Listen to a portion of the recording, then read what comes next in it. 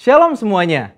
Di dalam Voice of Pentecost hari ini kita akan membahas seorang tokoh yang luar biasa di dalam Alkitab. Dia adalah Musa. Terbukti 65 kali Alkitab mencatat bahwa Tuhan berbicara dan berfirman kepada Musa. Dan tidak ada nabi lain di dalam Alkitab yang sama seperti Musa. Nah, bukankah sebagai seorang percaya kita rindu untuk terus intim dan dapat bercakap-cakap dengan Tuhan? Karena itu, mari kita sama-sama mempelajari beberapa kualitas dari seorang nabi yang sangat menginspirasi dari zaman ke zaman secara singkat. Yang pertama, Musa memilih hidup dalam kebenaran.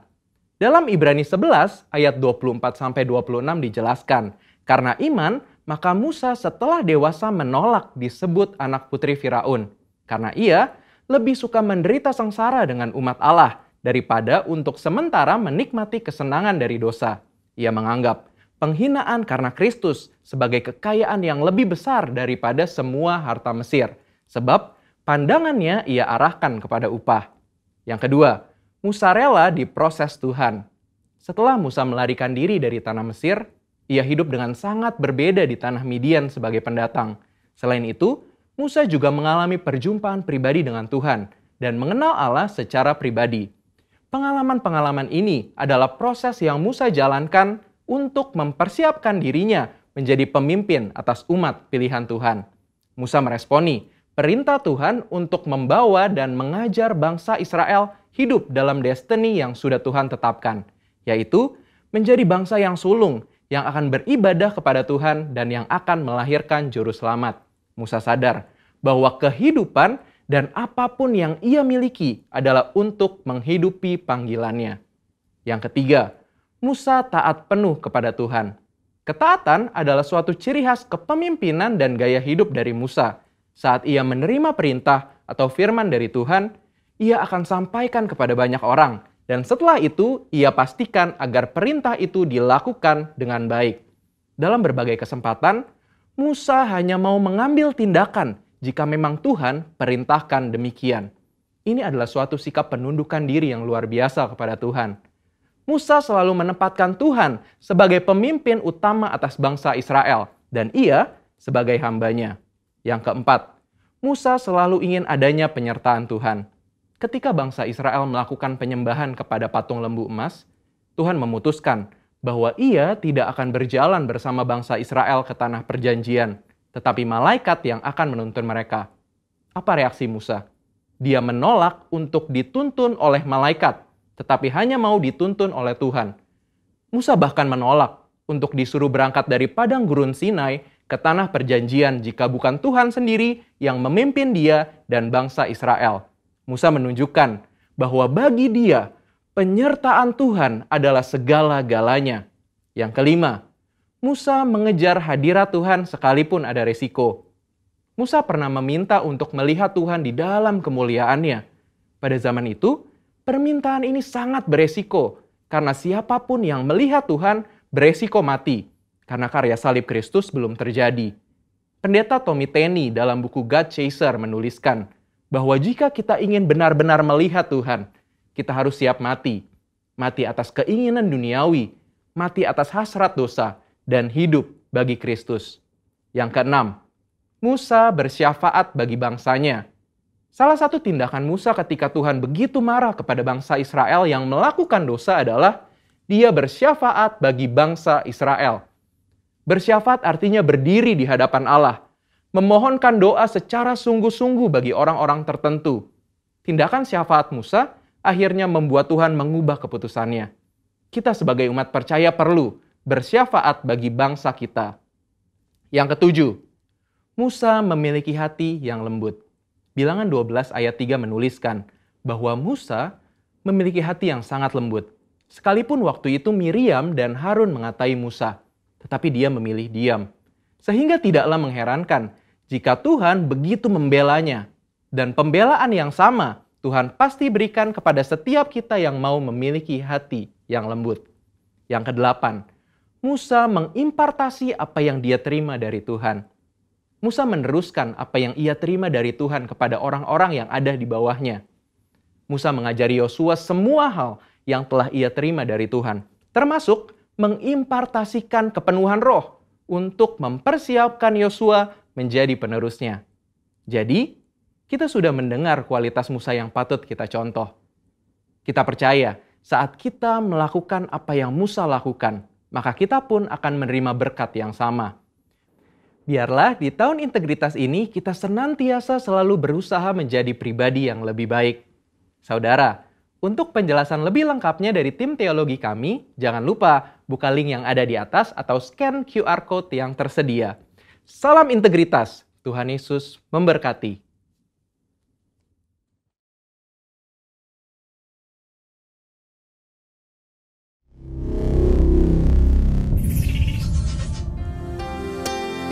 Shalom Bapak Ibu Saudaraku yang terkasih dalam nama Tuhan Yesus. Kembali lagi kita bertemu dalam ibadah online ini. Mari sama-sama sebelum kita memulai ibadah, kita mau tunduk di dalam doa. Sungguh kami bersyukur Tuhan, kalau kami boleh ada Tuhan hingga saat ini, semua karena kasih-Mu, semua karena anugerah yang sudah Engkau berikan Tuhan bagi setiap kami. Biarlah Tuhan pada hari ini Tuhan, kami boleh berbalik Tuhan kepadamu. Biarlah kami Tuhan boleh kembali Tuhan Yesus mengandalkan Engkau. Sepanjang Engkaulah satu-satunya pengharapan di dalam kehidupan kami. Ampuni Tuhan kalau selama ini kami sering Tuhan mengandalkan kemampuan kami. Tapi biarlah pada hari ini kami mau berbalik, kami mau mengandalkan Engkau sepenuhnya di dalam kehidupan kami. Terima kasih Tuhan. Inilah setiap kami Tuhan yang rindu memberikan yang terbaik hanya bagi nama-Mu. Dalam nama Tuhan Yesus. Sama-sama kita katakan amin.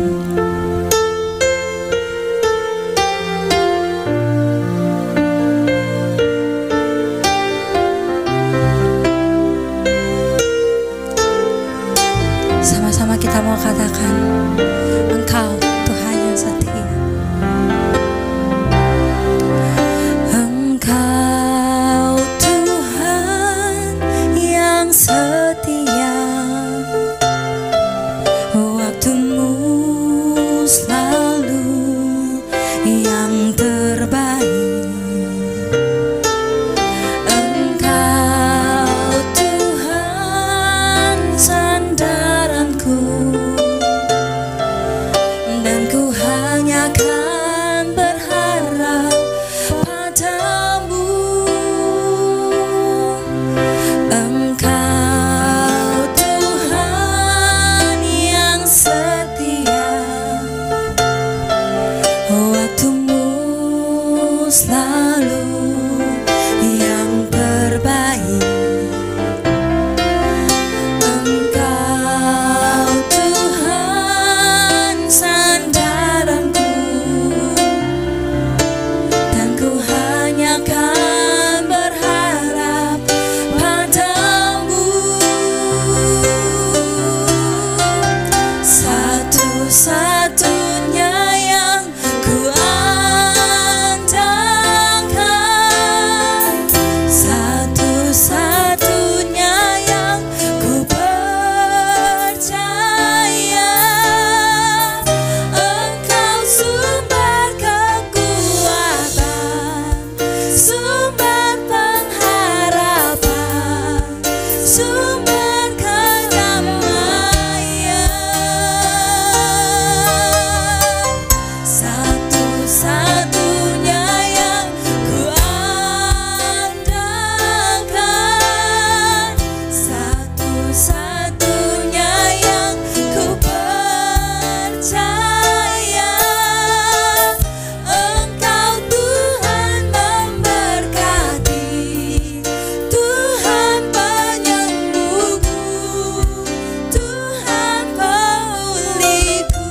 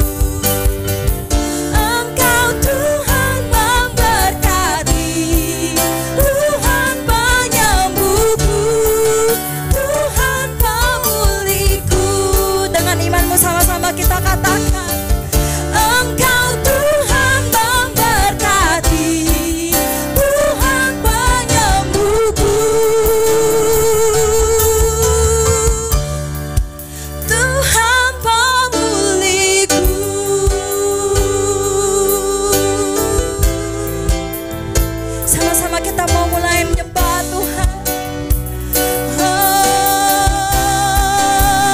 Satu-satunya, hanya Kau satu-satunya yang dapat kami andalkan. Yesus, kami sembah Kau Tuhan.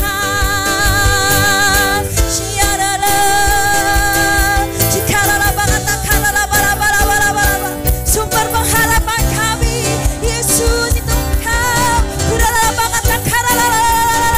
Mari jemaat Tuhan mulai menyembah Tuhan saat ini. Angkat tanganmu, sembah, sembah.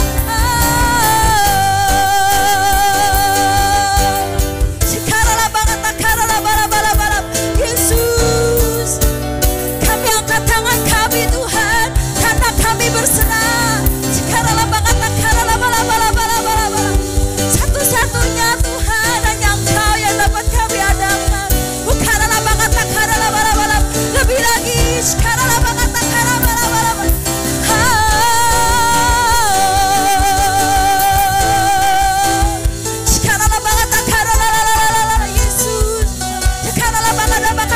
Tuhan ada di tengah-tengah kita. Sama-sama mulai angkat sembahmu. Yesus ada di tengah-tengah kita. Dia selalu ada bagi setiap kita, saudara-saudaraku. Mulai sembah Tuhan.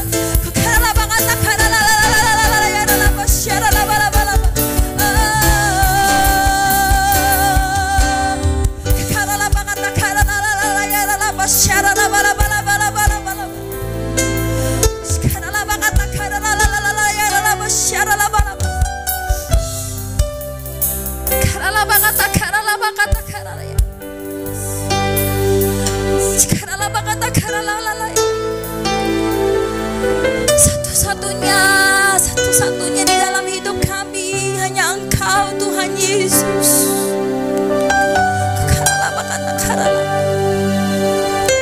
Engkaulah sumber kekuatan bagi setiap kami. Di saat kami lelah Tuhan, di saat kami tak tahu Tuhan harus berkata apa, harus berbuat apa, di sana Engkau ada Tuhan Yesus. Engkau selalu ada Tuhan. Engkau selalu setia. Kasih-Mu selalu ada bagi setiap kami. Sungguh kami bersyukur. Terima kasih Tuhan.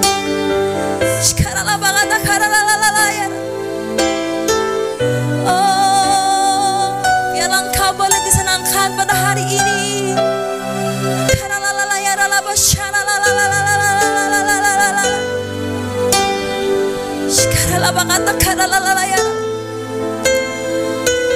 Oh Yesus Tuhan, ini segenap hati kami hanya untuk Engkau Tuhan. Nyanyi dan bersoraklah bagi Dia, pujian hormat kuasa bagi Raja.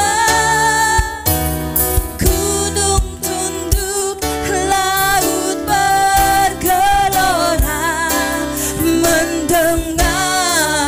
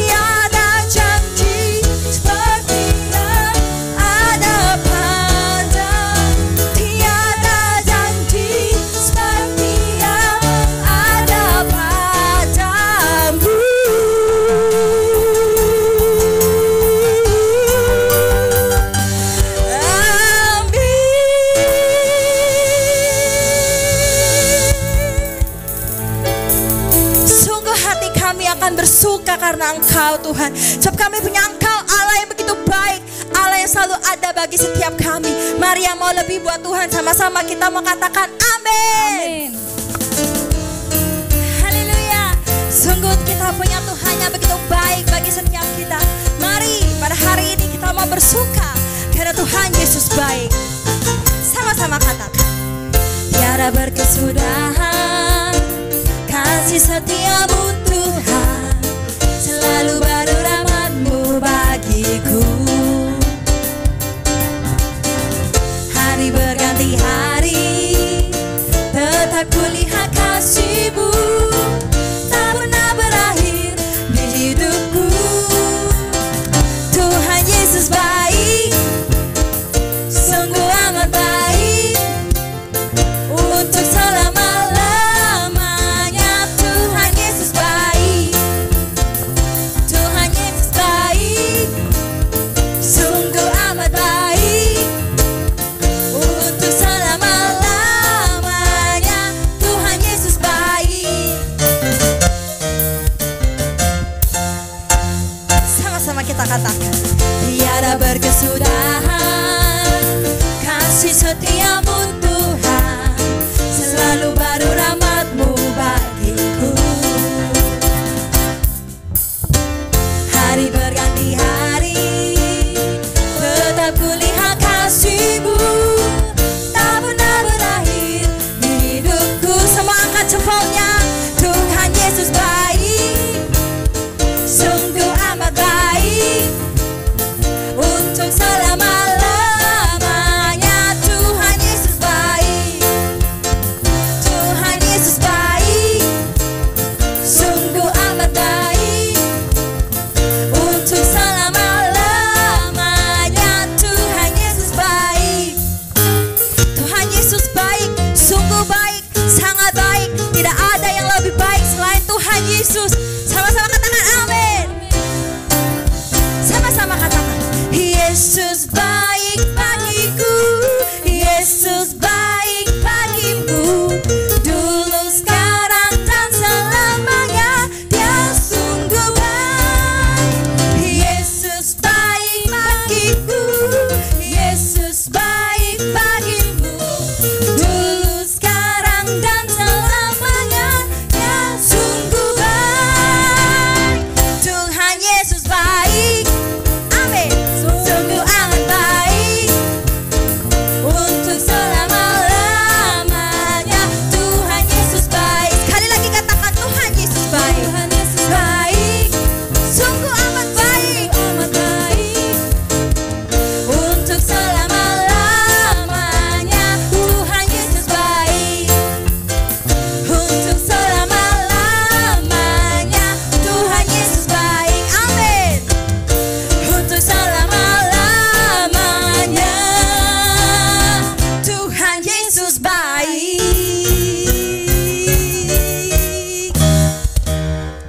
Haleluya. Berikan suara-suara yang terbaik buat Tuhan Yesus. Sungguh Dia Allah yang baik, dan bersama dengan Tuhan tidak ada satupun perkara yang tidak dapat kita lakukan. Mari yang percaya katakan amin. Sama-sama katakan, takkan ku ragu, tak pernah ku ragu akan kesetiaan-Mu. Kau pegang hidupku sepenuh jiwaku, ku yakin dan percaya. Kau tuntun langkahku. Panggil Dia Yesus, Yesus kau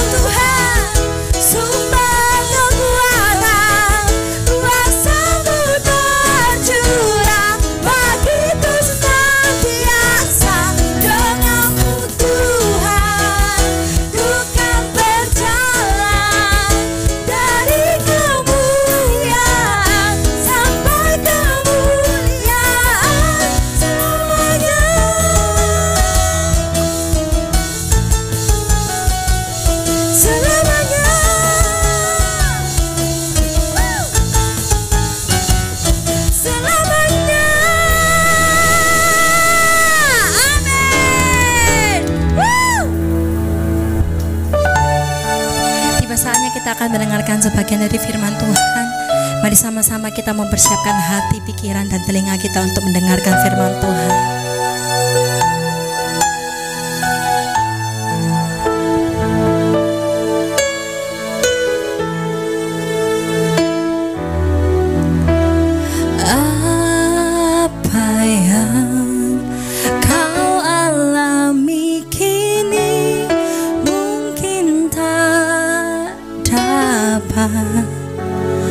Engkau mengerti cobaan yang engkau alami tak melebihi kekuatanmu.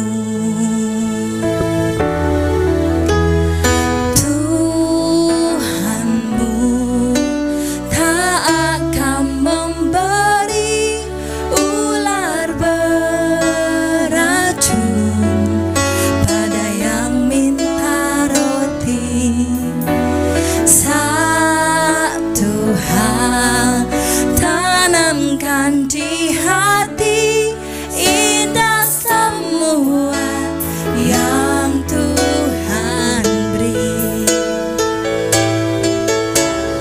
Tangan Tuhan sedang merendam suatu karya yang agung mulia.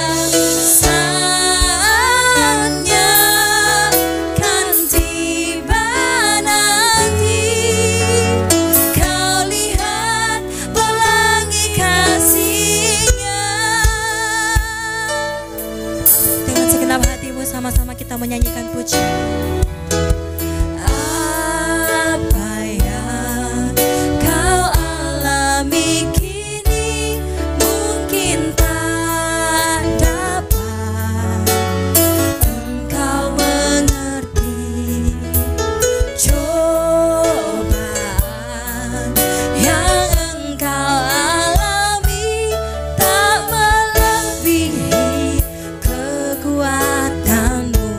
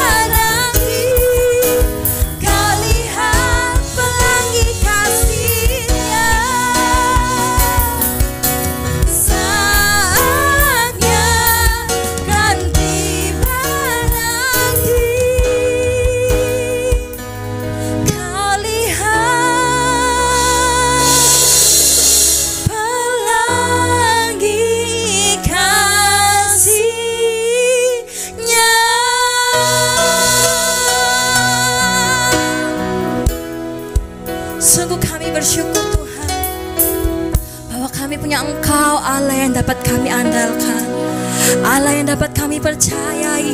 Sebab kami tahu Tuhan, Engkau punya rancangan yang indah dalam hidup setiap kami Tuhan. Kalau sebentar kami akan mendengarkan sebagian dari firman-Mu, berbicaralah kepada setiap kami Tuhan. Kami siap untuk menerima kebenaran firman-Mu. Hanya di dalam nama Tuhan Yesus, sama-sama kita katakan amin. Shalom sahabat yang diberkati dan dikasihi oleh Tuhan. Hari ini harinya Tuhan, hari ini hari yang luar biasa. Saya berdoa dan berharap saudara-saudara semua lapar dan haus, yaitu lapar dan haus akan kebenaran firman Tuhan. Sebab hanya orang yang lapar dan haus yang berbahagia. Hanya orang yang lapar dan haus yang akan dikenyangkan dan dipuaskan. Haleluya, puji Tuhan. Saat ini saya ingin berbicara tentang doa dan puasa untuk suatu terobosan. Doa dan puasa untuk suatu terobosan. Seringkali kita menghadapi hambatan, kita menghadapi tembok, kita menghadapi kemustahilan. Tetapi dengan doa dan puasa kita mau belajar untuk menerobos tembok, pembatas, keterbatasan apapun, bahkan kemustahilan itu kita terobos bersama dengan Tuhan. Dan untuk mengawali firman Tuhan ini kita akan membaca dalam kitab Nehemia pasal yang pertama ayat 1 sampai ayat yang keempat. Kemudian kita lompat membaca ayat yang ke-11. Kemudian pasal 2 ayat 1 ya sampai ayat yang ke-2. Haleluya. Puji Tuhan ya. Nehemia pasal 1 ayat 1. Riwayat Nehemia bin Hakalia. Pada bulan Kislu tahun ke-20 ketika aku ada di Puri Susan, datanglah Hanani, salah seorang dari saudara-saudaraku, dengan beberapa orang dari Yehuda. Aku menanyakan mereka tentang orang-orang Yahudi yang terluput, yang terhindar dari penawanan dan tentang Yerusalem. Kata mereka kepadaku, orang-orang yang masih tinggal di daerah sana, yang terhindar dari penawanan, ada dalam kesukaran besar dan dalam keadaan tercela. Tembok Yerusalem telah terbongkar dan pintu-pintu gerbangnya telah terbakar. Ayat 4. Ketika ku dengar berita ini, duduklah aku menangis dan berkabung selama beberapa hari. Aku berpuasa dan berdoa ke hadirat Allah semesta langit. Ayat 11. Ya Tuhan, berilah telinga kepada doa hamba-Mu ini dan kepada doa hamba-hamba-Mu yang rela takut akan nama-Mu. Dan biarlah hamba-Mu berhasil hari ini dan mendapat belas kasihan dari orang ini. Ketika itu aku ini juru minuman raja. Amin. Sampai di situ dulu. Nanti kita akan baca pasal yang kedua ayat yang pertama ya sampai ayat yang kedua kita akan membaca itu ya. Tapi kita lihat ya bagaimana Nehemia ini ya, dia adalah orang Yahudi yang ikut ke dalam penawanan, pembuangan ke Babel sampai pada masa kerajaan Media dan Persia ya. Dan pada waktu itu yang menjadi rajanya adalah Raja Artasasta. Nah, Nehemia ini di pembuangan ya, itu ternyata karirnya lebih baik daripada saudara-saudara sebangsanya ya. Dia punya karir sebagai seorang juru minuman raja. Dan sebagai seorang juru minuman raja itu posisinya jabatannya cukup tinggi, pendapatan atau gajinya cukup tinggi. Dan dia juga mendapatkan fasilitas yang bisa dikatakan fasilitas kerajaan. Dan satu kali dia bertanya kepada salah seorang dari sebangsanya yang baru saja datang dari Yehuda. Dia menanyakan tentang orang-orang atau sebangsanya yang terluput, yang terhindar dari penawanan. Lalu mereka sampaikan Bahwa orang-orang yang masih tinggal di daerah sana yang terhindar dari penawanan itu ada dalam kesukaran yang besar. Terjemahan lain katakan ada dalam kesulitan, masalah, penderitaan yang besar. Dan dalam keadaan tercela. Terjemahan lain katakan dalam keadaan dipermalukan, seperti ditelanjangi. Kenapa? Karena tembok Yerusalem telah terbongkar. Ya, pada masa zaman dulu, ya, kota-kota itu biasanya punya tembok. Tembok ini mengelilingi kota itu, ya, supaya tidak sembarang orang dari luar bisa melihat keadaan di dalam kota tersebut dan tidak sembarang orang bisa keluar masuk.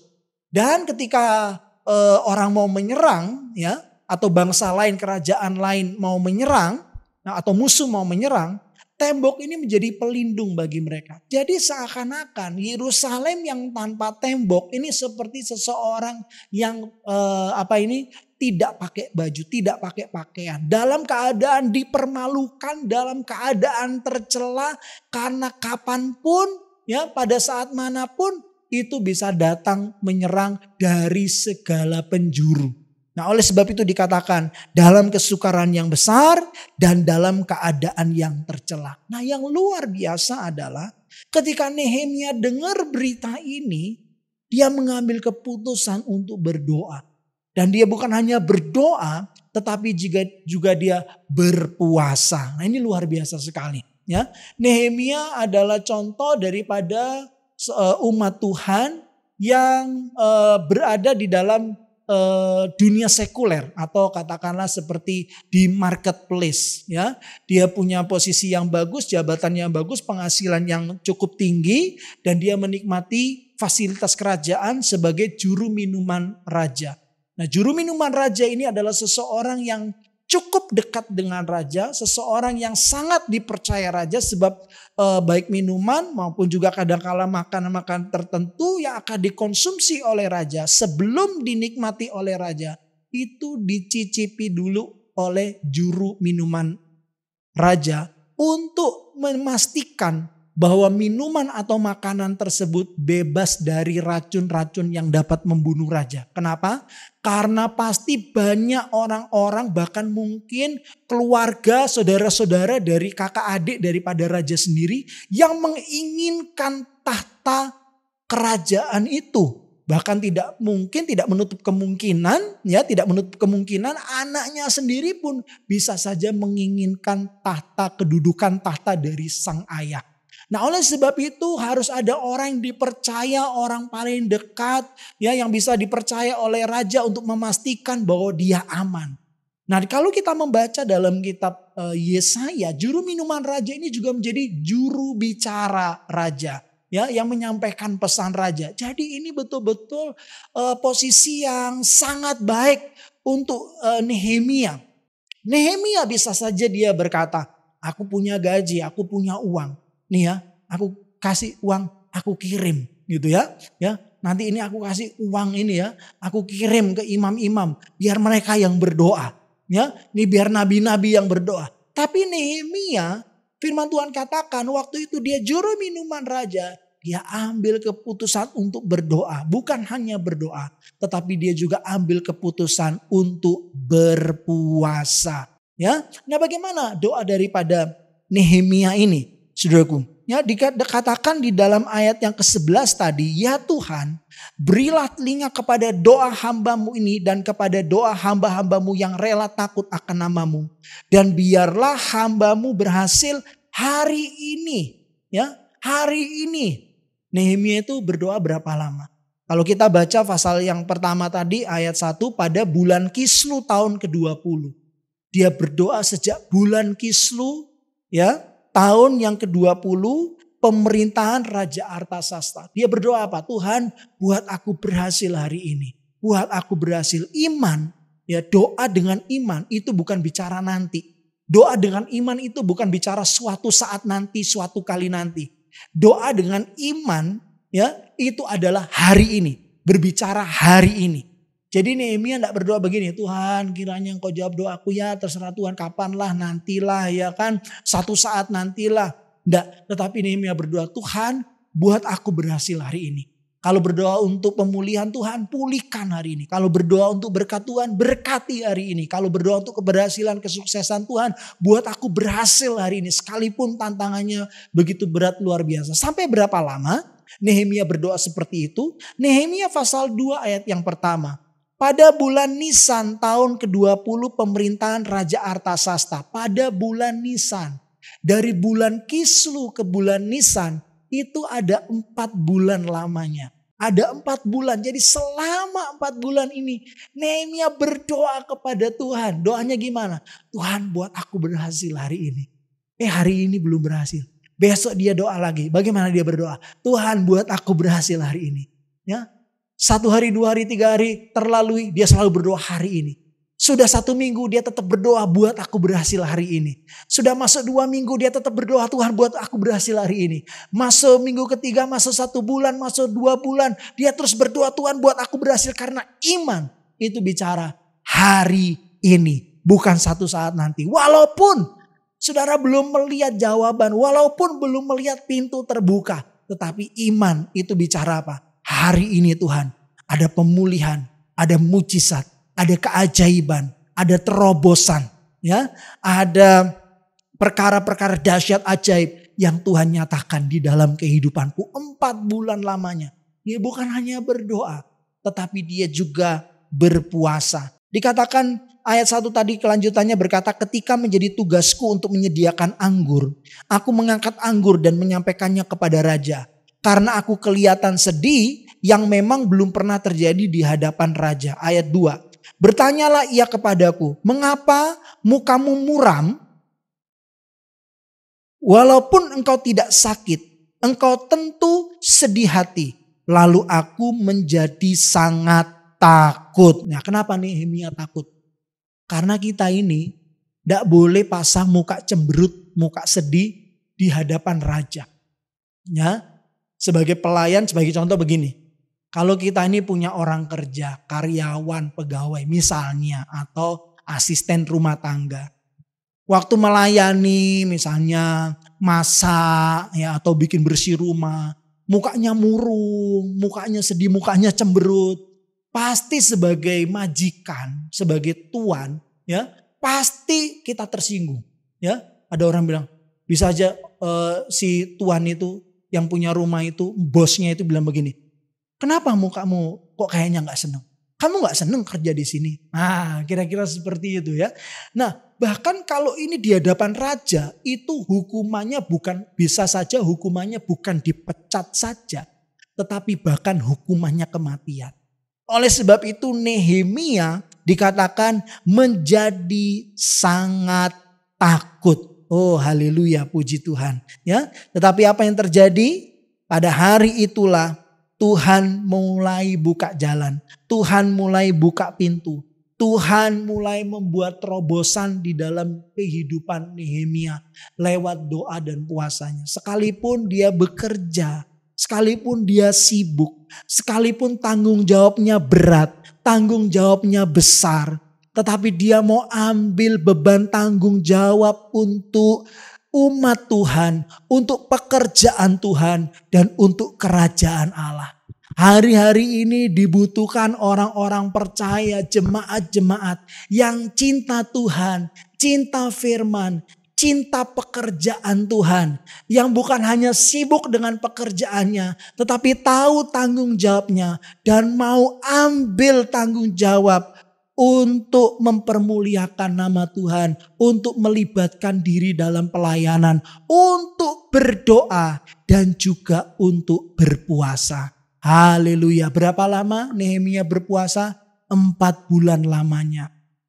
Saudaraku, waktu saya belajar hal ini kira-kira pada bulan Oktober tahun yang lalu, ya, pada bulan Oktober tahun lalu saya belajar tentang Nehemia ini. Ya, saya merenungkan banyak tentang doa Nehemia, yaitu iman. Itu bukan besok, bukan lusa, bukan minggu depan, tapi iman itu hari ini. Iman, doa dengan iman. Banyak orang berdoa, ya, tapi berdoa ya harus berdoa dalam pengharapan, berdoa dalam iman, dan berdoa dalam iman itu adalah hari ini Tuhan buat aku berhasil. Hari ini mujizat ada hari ini, ya, walaupun membutuhkan waktu 4 bulan lamanya. ya. Tapi satu kali pada kira-kira tanggal 5 Oktober ketika saya berdoa dengan istri di rumah, ya, tiba-tiba Tuhan tuh bicara, kamu berdoa seperti Nehemia, tetapi kamu tidak berpuasa seperti Nehemia. Waduh, saya sempat di Banjarmasin dari tahun 2012 sampai 2016 akhir. Tahun 2016 akhir saya kembali ke Manado, ke Sulawesi Utara. Sejak saya kembali ke Manado, saya tidak pernah satu hari pun puasa. Tidak pernah. Ya, berat badan saya naik sampai 82 kilo. Dokter bilang saya kena darah tinggi, harus konsumsi obat setiap hari, tidak bisa lepas dari obat, dan saya juga kolesterol tinggi. Ya, nah, lalu saya mulai berdoa sama seperti Nehemia, Tuhan beri aku kesembuhan, Tuhan beri aku kesembuhan. Tidak pernah puasa. Tiba-tiba Tuhan bilang, kamu doa seperti Nehemia, tapi kamu tidak puasa seperti Nehemia. Ya, kalau saya bilang begini Tuhan bicara, bukan berarti Tuhan bicara secara verbal ya. Tetapi Tuhan tuh bicara dalam hati nurani saya, dalam roh saya, gitu ya. Dan saya nangkep itu sebagai apa? Perintah Tuhan, gitu ya. Perintah Tuhan. Maka oleh sebab itu saya tahu bahwa ini pasti kehendak Tuhan. Jadi waktu itu saya berkata, Tuhan, aku tidak pernah puasa. Sudah kurang lebih 4 tahun sejak 2016 akhir sampai akhir tahun 2020. Tidak pernah puasa satu hari pun. Tapi karena saya yakin ini pasti Tuhan, saya mau taat. Maka mulai hari itu saya puasa. Puji Tuhan luar biasa. Ternyata saya bisa puasa sampai besoknya. Ya, hari itu tanggal 5 Oktober, ya, itu hari Senin, saya terakhir makan jam 4, saya puasa sampai besoknya jam 4. Satu kali makan. Wah, saya jadi semangat. Oh, tadinya gak pernah puasa, sekarang bisa puasa. Wah, jadi semangat. Saya bilang sama istri, aku ini sebetulnya bisa lanjut sampai besok. Tapi karena harus minum obat, masih minum obat, ya. Jadi tetap harus makan dan minum obat, ya. Bisa lagi sampai hari kedua, hari ketiga, seterusnya. Wah, saya jadi tambah semangat lagi. Sampai memasuki minggu yang kedua, saya mulai cek tekanan darah, cek kolesterol. Semuanya jadi normal. Dan saya mulai memberanikan diri untuk lepas obat. Ya, saya mulai memberanikan diri untuk lepas obat. Ya. Tapi saya terus lanjut puasa. Karena apa? Semangat. Tadi 4 tahun gak pernah puasa, tiba-tiba puasa, bisa. Nah ini, kalau Tuhan yang perintah, kalau Tuhan yang suruh, pasti Tuhan berikan kita kemampuan. Pasti Tuhan berikan kita kekuatan. Oleh sebab itu, kita bukan hanya membutuhkan khotbah atau firman Tuhan. Kita sangat membutuhkan tuntunan Tuhan. Tuntunan Tuhan itu muncul dari, tuntunan Tuhan itu dapat kita alami kalau kita peka dengan suara Tuhan. Dan peka dengan suara Tuhan itu bisa terjadi kalau kita ini intim dan erat dengan Tuhan di dalam doa. Ya kan? Kalau saya ke dokter gak mungkin suruh saya puasa. Pasti apa yang dokter lakukan? Dokter lakukan dia kasih obat, dia tambah lagi. Ya, saya 2 kali datang berdoa, ya, dikasih selang waktu 2 minggu. Dokter bilang 2 minggu depan kembali Pak. Saya berdoa supaya sembuh, 2 minggu depan kembali, dokter bilang apa? Waduh, ini kayaknya dosisnya harus dinaikkan. Jadi dinaikkan, ya. Tapi waktu doa Tuhan suruh, Tuhan bilang, kamu doa seperti Nehemia. Imanmu luar biasa, tapi kamu tidak puasa. Kamu tidak berpuasa seperti Nehemia. Nah, saya nangkep itu sebagai perintah Tuhan. Saya ikuti, saya lanjutkan. Saya tidak pernah berencana mau berapa lama. Tapi oleh pertolongan Tuhan, oleh penyertaan Tuhan, akhirnya saya selesai doa puasa 40 hari.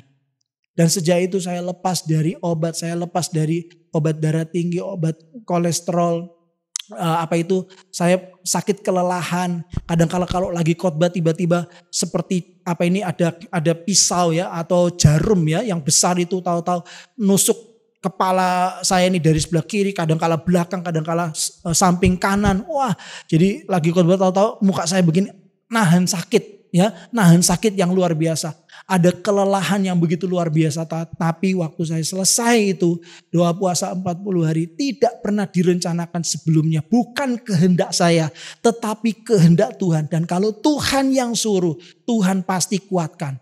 Dan saya selesai 40 hari. Waktu selesai 40 hari saya semangat lagi, Tuhan aku pengen lagi terus lagi. Akhirnya saya lanjut lagi sampai 40 hari yang kedua. Saya ingat sekali 40 hari yang kedua itu seharusnya selesai pada tanggal 24 Desember tahun 2020. Tapi karena kadangkala jemaat ada ulang tahun, ngajak makan siang, ya saya skip. Saya lewati sampai akhirnya saya selesai tanggal 27 Desember tahun 2020 untuk menyelesaikan 40 hari yang kedua. Dan di akhir 40 hari yang kedua Tuhan kasih hikmat, Tuhan kasih pengertian begini. Nehemia itu dia puasa 4 bulan. Kalau 1 bulan ini 30 hari. Berarti kalau 4 bulan, 4 dikali 30 kita dapat 120 hari.